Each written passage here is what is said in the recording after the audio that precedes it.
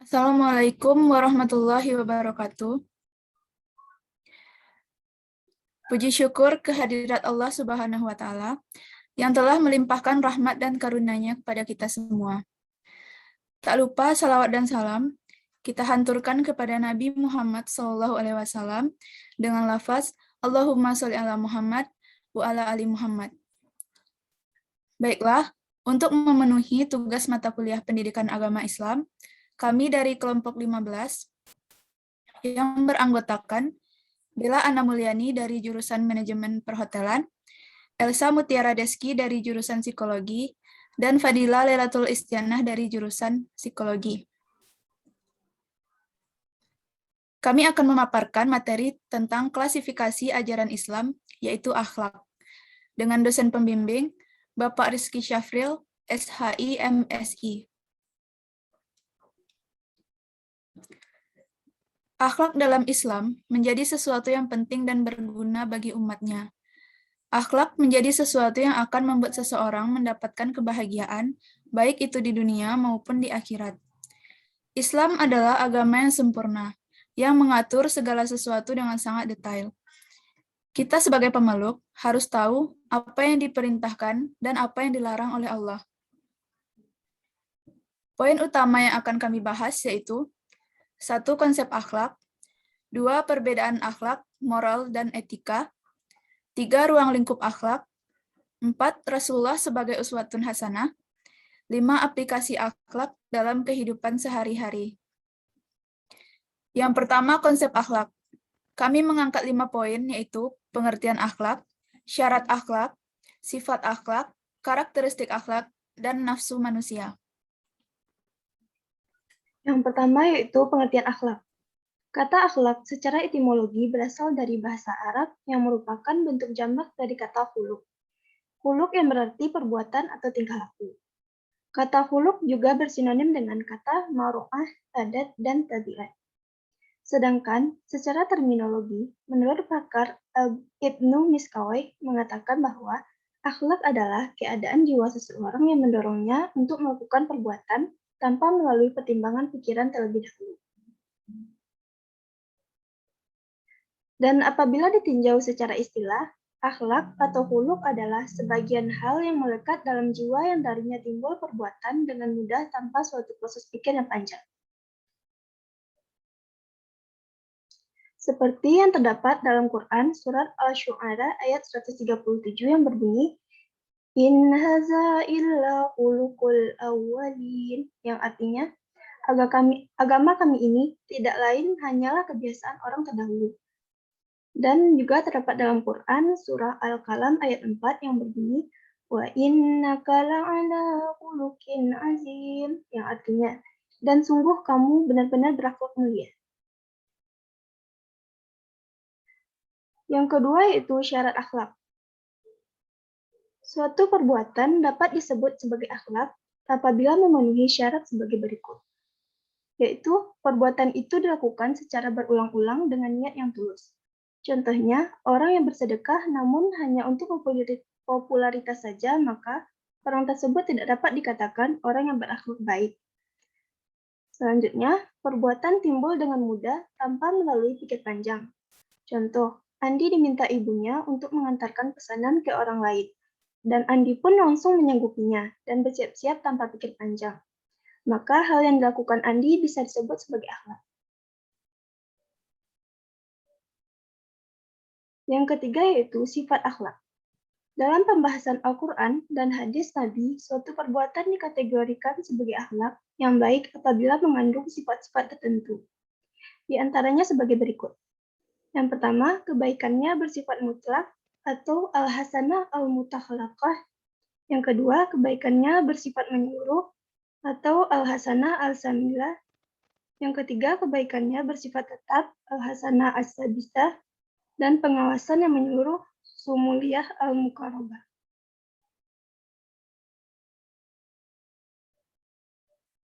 Selanjutnya, yaitu karakteristik akhlak. Akhlak dalam Islam memiliki beberapa karakteristik, di antaranya, yang pertama, akhlak menjadikan Al-Quran dan hadis sebagai sumbernya, atau al-akhlak al-rabbaniyah. Jika etika menjadikan akal sebagai sumbernya, dan moral menjadikan adat istiadat sebagai sumbernya, tetapi akhlak dalam Islam menjadikan Al-Quran dan hadis sebagai sumbernya. Jadi, aturan-aturan akhlak itu bersifat. Yang kedua, akhlak itu bersifat umum dan universal, atau al-akhlak al-syamilah. Ajaran akhlak yang terdapat dalam Al-Quran bersifat umum dan universal. Artinya, dimanapun dan kapanpun, aturan akhlak akan tetap berlaku dan terus update mengikuti perkembangan zaman. Hal ini bisa terjadi karena sifat dari akhlak itu adalah aturan yang prinsipil, seperti aturan untuk berbuat keadilan, melarang untuk melakukan perbuatan tercela, larangan untuk tidak berlaku sombong, dan masih banyak hal lainnya. Selanjutnya, akhlak itu bersifat menyeluruh. Artinya, akhlak dalam Islam itu menyangkut seluruh sisi kehidupan Muslim, yang meliputi akhlak kepada Allah, akhlak kepada Rasul, kepada sesama, dan kepada lingkungan. Selanjutnya, akhlak itu konsisten dalam cara dan tujuan. Antara ajaran yang satu dengan yang lainnya, itu ada konsistensi. Apabila suatu perkara dikatakan baik, maka selamanya akan tetap baik. Begitupun sebaliknya. Apabila suatu perkara dikatakan buruk, maka sampai kapanpun akan tetap buruk. Selanjutnya, akhlak itu berpangkal pada iman dan takwa kepada Allah Subhanahu wa Ta'ala. Seorang Muslim dalam menjalankan akhlak itu berdasarkan atas iman dan takwa terhadap Allah. Jadi iman yang kuat akan melahirkan akhlak yang mulia. Sebaliknya, akhlak yang buruk itu adalah karena kerapuhan dari iman seseorang. Selanjutnya, akhlak mulia menjanjikan balasan dari Allah. Karena akhlak yang mulia dilandasi dengan keimanan kepada Allah, maka semua yang dilakukan akan mendapatkan balasan dari Allah. Karakteristik yang terakhir, sesuai dengan fitrah yang bersih, atau al-akhlak al-insaniyah. Jadi, akhlak yang terdapat dalam aturan-aturan Islam pada dasarnya sesuai dengan fitrah manusia, yaitu kecenderungan manusia untuk mencari kebenaran. Poin yang kelima yaitu nafsu manusia. Menurut Ibnu Miskawayh, hati manusia bisa jelek dan rusak, atau baik dan buruk itu adalah karena faktor dari dirinya sendiri. Jadi di dalam diri manusia itu ada 3 nafsu. Yang pertama nafsu syahwaniyah. Nafsu ini dimiliki oleh manusia dan juga binatang. Nafsu ini cenderung kepada kelezatan seperti nafsu untuk makan, untuk minum, dan syahwat terhadap lawan jenis. Yang kedua ada nafsu gadabiyah. Nafsu ini juga dimiliki oleh manusia dan binatang. Nafsu ini cenderung kepada marah, merusak, ambisi, dan mengalahkan yang lain. Yang ketiga, ada nafsu natikoh. Nah, nafsu inilah yang akan membedakan manusia dengan binatang. Nafsu ini, manusia mampu berpikir, berzikir, mengambil hikmah, dan bersyukur, sedangkan binatang tidak. Dan nafsu ini pula lah yang dapat mengendalikan 2 nafsu yang sebelumnya. Selanjutnya ada perbedaan akhlak, moral, dan etika. Jika dilihat dari maknanya, akhlak adalah perbuatan atau tingkah laku kita, atau sikapnya. Moral adalah penentuan baik dan buruknya suatu perbuatan, atau nilainya. Dan etika adalah ilmu yang mempelajari mana yang baik dan yang buruk, atau ilmunya. Jika dilihat dari sumbernya, akhlak itu bersumber dari Al-Quran dan hadis, sedangkan moral dari adat istiadat, dan etika dari akal. Dilihat dari sifat nilainya, akhlak bersifat universal, abadi, dan normatif, moral bersikap lokal, temporal, dan praktis, sedangkan etika bersifat lokal, khusus, dan teoritis. Sanksinya, akhlak akan mendapatkan sanksi di dunia dan akhirat, sedangkan moral dan etika hanya di dunia saja. Yang terakhir, dilihat dari lingkupnya, akhlak itu mencakup semua aspek kehidupan, sedangkan moral dan etika hanya aspek tertentu saja. Selanjutnya ada ruang lingkup akhlak. Ada akhlak terhadap Allah, akhlak terhadap manusia, dan akhlak terhadap alam semesta.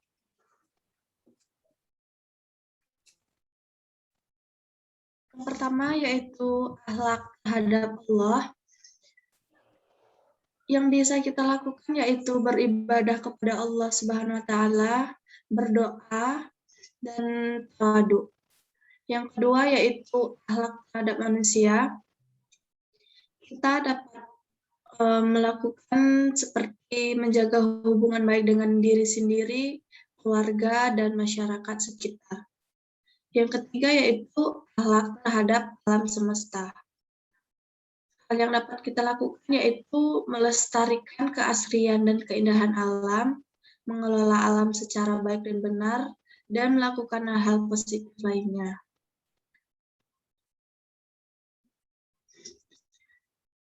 Poin selanjutnya yaitu Rasulullah sebagai uswatun hasanah. Seperti yang telah berbunyi di Quran Surat At-Taubah ayat 128, telah datang kepadamu seorang Rasul dari kalanganmu sendiri. Berat terasa olehnya penderitaanmu, sangat ingin ia dan kepada kaum mukmin ia amat belas kasih lagi penyayang.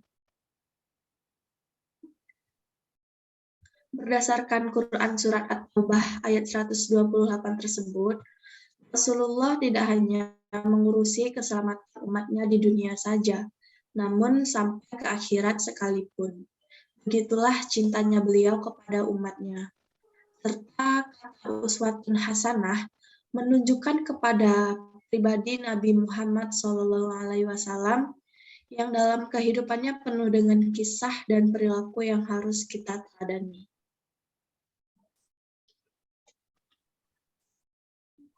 Aplikasi akhlak dalam kehidupan sehari-hari.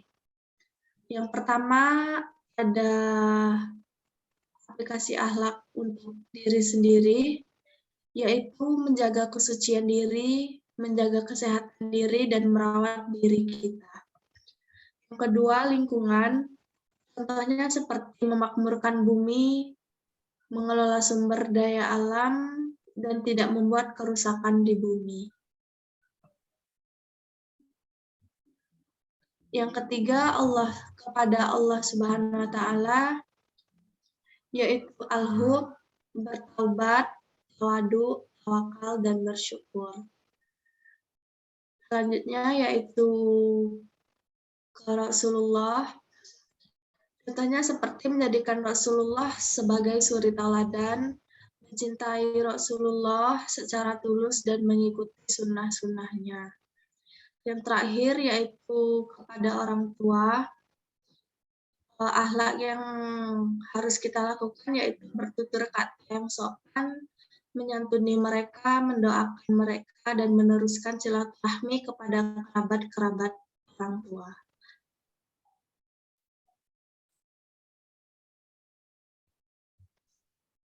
Kesimpulan, akhlak atau huluk adalah sebagian hal yang melekat dalam jiwa yang darinya timbul perbuatan dengan mudah tanpa suatu proses pikir yang panjang. Moral yaitu kebaikan dan keburukan atau terpuji dan tercela dengan ukuran tradisi yang berlaku di masyarakat. Sedangkan etika yaitu yang membahas baik buruknya atau benar tidaknya suatu tingkah laku manusia. Lingkup akhlak pun meliputi akhlak terhadap Allah Subhanahu wa taala, manusia, Rasulullah, diri sendiri, dan lingkungan.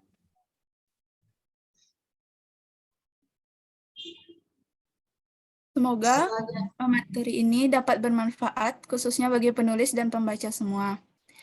Serta diharapkan dengan adanya materi ini, baik penulis maupun pembaca dapat menerapkan akhlak yang baik dan sesuai dengan ajaran Islam dalam kehidupan sehari-hari. Sekian presentasi yang dapat kami sampaikan. Mohon maaf atas segala kekurangan. Terima kasih atas perhatiannya. Assalamualaikum warahmatullahi wabarakatuh.